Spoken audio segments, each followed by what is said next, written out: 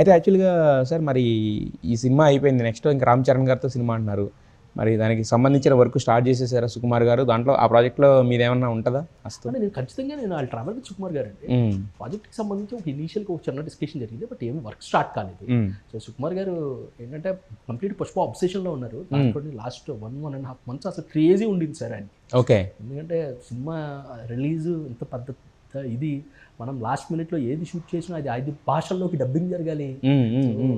చాలా huge exercise sir. సంబంధించి అంత పెద్ద ప్రాజెక్ట్ని మౌంట్ చేసినప్పుడు క్యాప్టెన్ ఆఫ్ ద షిప్గా ఆయన మీద అంత ప్రెషర్ ఉంటుంది. కాబట్టి ఈ నెక్స్ట్ ప్రాజెక్ట్కి సంబంధించిన డిస్కషన్ ఏం జరగలేదు సార్. బట్ ఇనీషియల్గా 2-3 months క్రితం we had a quick discussion about it. Maybe Sukumar గారు ఇప్పుడు అంతా అయిపోయింది కాబట్టి we'll take a small break, start working.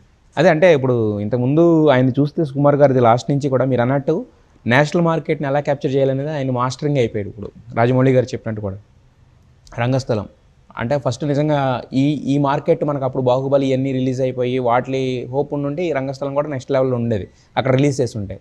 So but still it's consider as a cult hit in the అంటే వాళ్ళ సంబంధించిన టీవీల్లో కానీ వీటిలో కానీ. కట్ చేస్తే పుష్ప 2 అంటే ఆయన జనరల్గా నార్మల్ సినిమా లేకపోతే సోషల్ సినిమా తీసి చాలా రోజులు అయింది, ఒక కొత్తగా వరల్డ్ క్రియేట్ చేసి దాంట్లో కొన్ని క్యారెక్టర్స్తోనే ప్లే చేస్తున్నారు కదా. మరి నెక్స్ట్ అంటే మీకు తెలిసిన కొద్ది దీని ప్రకారం నెక్స్ట్ ఇది అంటే ఒక పీరియాడిక్ అలా కొత్త ప్రపంచం ఏమైనా ఉంటుందా లేకపోతే సోషలైజ్ మూవీయా మీరు అనుకుంటున్నారు? కొత్త ప్రపంచమే, కొత్త concept it self is different and Sukumar గారు మీరు చూస్తే సుకుమార్ గారు జనరల్గా పీరియాడిక్ స్టోరీలు లేకపోతే ఒక పెద్ద ఆ ఆర్ట్ దాంతో ఒక కొత్త సెట్లు వేసే కైండ్ ఆఫ్ సినిమాలు, అలాంటి సినిమాలు సుకుమార్ గారు చేయరు. ఆయన ఏంటంటే ఆయన కంటెంట్ నమ్ముకుంటారు, ఆయన క్యారెక్టరైజేషన్ నమ్ముకుంటారు. పుష్ప కూడా ఏం సార్ మీరు పుష్ప Part 1లో అంటే వరల్డ్ క్రియేట్ చేస్తారు కదా, అందులో ఏదో అడవులు లోపలికి వెళ్తారు దొంగలు కొట్టాలంటారు. పుష్ప 2లో చాలా వరకు అసలు అది కూడా ఉండదు. అదే సినిమా ఇంటీరియర్ లో తీసిన సినిమా. అదే నేను అంటున్నాను సార్, కానీ వరల్డ్ అనేది ఒకటి క్రియేట్ చేస్తారు. ఇప్పుడు ఇంత ముందు మీరు చెప్పినట్టే బ్యాక్ డ్రాపే మనకి ఓన్లీ పుష్ప 2కి ఏంటి సార్ ఎర్రచంద్రం స్మగ్లింగ్ అన్నది బ్యాక్గ్రౌండ్.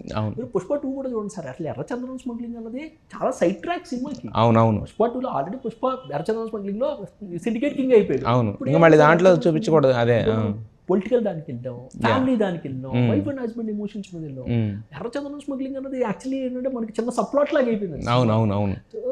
సూపర్ గా అది సార్ క్యారెక్టరైజేషన్ నమ్ముతారు, ఆయన సినిమాలో కంటెంట్ నమ్ముతారు, సో ఆ ఎమోషన్ నమ్ముతారు.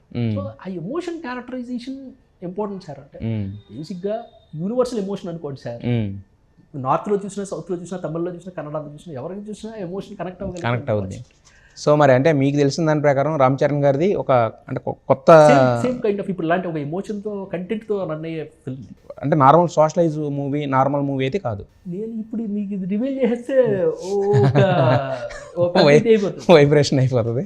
సోషలైజ్ మూవీ లేకపోతే సుకుమార్ గారిది ఒక డిఫరెంట్గా చేస్తున్నారు కాబట్టి మధ్యన అదే డిఫరెంట్ ఫిల్మే సార్, డిఫరెంట్ ఫిల్మే. సో అయితే ఏంటంటే it's very nascent stage, early స్టేజెస్లో.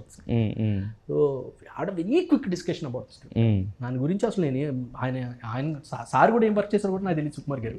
మేమైతే ఏం వర్క్ చేయడం స్టార్ట్ చేయలేదు. సో ఏదన్నా జరిగిన తర్వాతే వర్క్ స్టార్ట్ అవ్వాలి.